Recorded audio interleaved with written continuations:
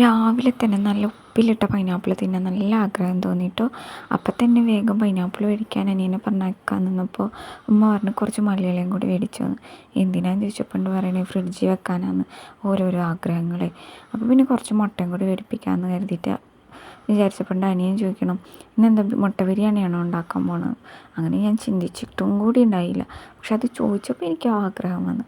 അപ്പോൾ പിന്നെ മുട്ടയും മല്ലിയിലൊക്കെ വാങ്ങിയതല്ലേ എന്ന് കരുതി ചോദിച്ചതല്ലേ, ആഗ്രഹം വന്നതല്ലേ, നാളെ ആരൊക്കെ ഉണ്ടെന്ന് പറയാൻ പറ്റില്ലല്ലോ. അപ്പോൾ എന്ത് ചെയ്ത് ആ മുട്ടയും ഇതൊക്കെ മേടിച്ചിട്ട് വേഗം തന്നെ ബിരിയാണി ഉണ്ടാക്കിട്ടോ. അതിന് മുമ്പ് ബിരിയാണി ഉണ്ടാക്കണേക്കാൾ മുമ്പ് ഞാൻ ഈ പൈനാപ്പിൾ ഉപ്പിലിട്ട് കഴിച്ചിട്ടോ. എനിക്കിപ്പോഴും അതിനെക്കുറിച്ച് ആലോചിക്കുമ്പോൾ വായേ വെള്ളം വരുന്നു. നല്ല ടേസ്റ്റ് ഉണ്ടായിരുന്നു. എനിക്ക് പൈനാപ്പിൾ ഉപ്പിട്ടൊക്കെ ഭയങ്കര ഇഷ്ടമാണ്. അങ്ങനെയുള്ളവരുണ്ടെങ്കിൽ ഒന്ന് കമൻറ്റ് ചെയ്യണം കേട്ടോ.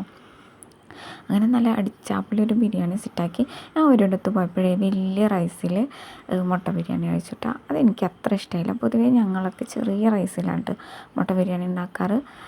അത് ഇന്നും നമ്മൾ ചെറിയ റൈസിൽ തന്നെയാണ് കേട്ടോ മുട്ട ബിരിയാണി ഉണ്ടാക്കിയത്. ചെറിയ റൈസിനൊരു പ്രത്യേക ടേസ്റ്റ് ഉള്ള പോലെ എനിക്ക് തോന്നിയിട്ടുണ്ട് കേട്ടോ. അപ്പോൾ നിങ്ങൾക്ക് ഏത് റൈസിലാണ് മുട്ട ബിരിയാണി ഇഷ്ടം എന്നൊന്ന് പറയണേ. വീഡിയോ ഇഷ്ടമാണെങ്കിൽ ലൈക്ക്